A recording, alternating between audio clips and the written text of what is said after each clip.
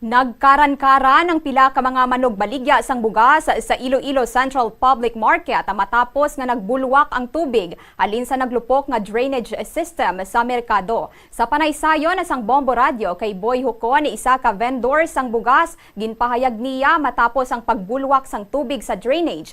Sa tiles naman ukon sa salog mismo sang ila pwesto nagtuhaw ang tubig nga ginabulobanta may kataason nga tubtob sa buko-buko. Suno kay Hucon, naginlaptan nila ang tubig nga hindi na ini magtaas sa isa ka bahin sang merkado kag hindi man matamaan kabasa ang ila mga balaligya. Sa suno pa sa iya kundi dayon na masolusyonan ang problema sa drainage, posible nga maeksperiensyahan liwat ini sa mga kaangay nila nga mga manugbaligya sa tion nga may ara naman sang palaabuton nga mabaskog nga ulan.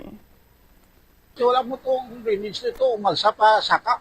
Nabaw, nagbulwak ang tubig, hindi matulog ang tubig, kaya di rin na naagyo. Naguluwa na sa mga talas ng tubig. Di karang kami kaya among bugas, hindi kagaw na umuwan pang pangalsa. Oo. Huwag bang may butangan kundi, pagkita kami kung itungtong naman kundi na matastaas.